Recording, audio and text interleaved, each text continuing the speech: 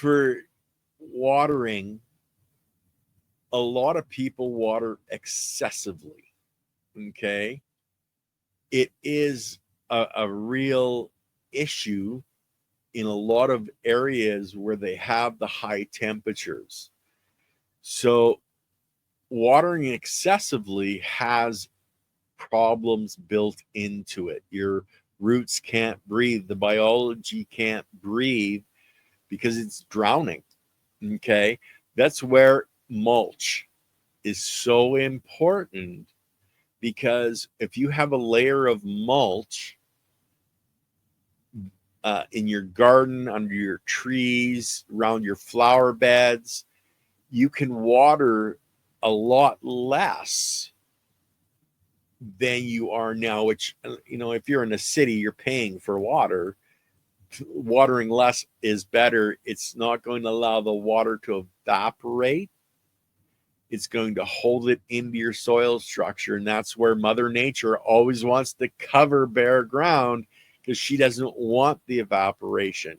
She wants the water to stay for a multitude of reasons, because she's trying to fill the aquifers as well, but have the life that exists in our soils, stay healthy and vibrant.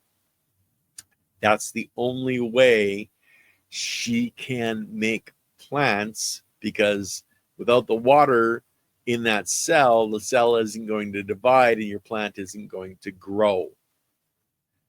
Too much water is bad. Too little water is bad. Okay.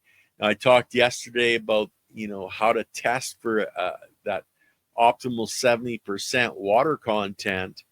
And that's just grabbing a handful of the soil, squeezing it. If you see a little bit of dribble coming out, you're around that 70%. You don't want to go over that. Okay. You want to hold it in that area, because with watering, if you don't water enough, you'll have patches that go hydrophobic. So what is hydrophobic? It means that the soil has dried out enough where the biology literally goes to sleep. It curls up, goes into a stasis form, and in order for it to come back, because it's grabbed a little bit of water, formed that shell, and any water that's added just flows off of it.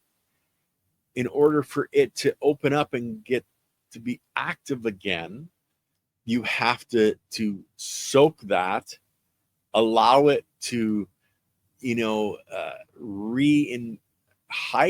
So if you're in your greenhouse, let's say, okay, and you've got a start, say a tomato start, and you're just using the plastic cup method, you pour in the water and you've got holes in the bottom and it just flows right out, that's hydrophobic. Okay. So what you need to do is put that cup into a tray that has water sitting in it above your holes, and give it 45 minutes for that water to suck up into the soil structure.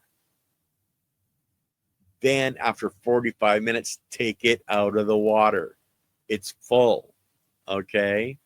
Get rid of that water, and then keep the moisture content. That's where a lot of people will use the double cup method. So they'll have the one cup, they'll cut the holes in it, they'll put a second cup with no holes, they'll fill it up, or they'll water and make sure that there's some water in the bottom, and then they'll wait the 45 minutes, pull it up. If there's excess water, dump it out. If there isn't any excess water, you haven't watered enough. So you might want to water a little bit more till it starts to flow out again, and then give it, 5 minutes to see. Because if you have hydrophobic soil, the water retention isn't there, but your biology isn't active. And we want active biology. The more active biology in your soil structure, the healthier your whole system is going to be, because your workforce is there and working.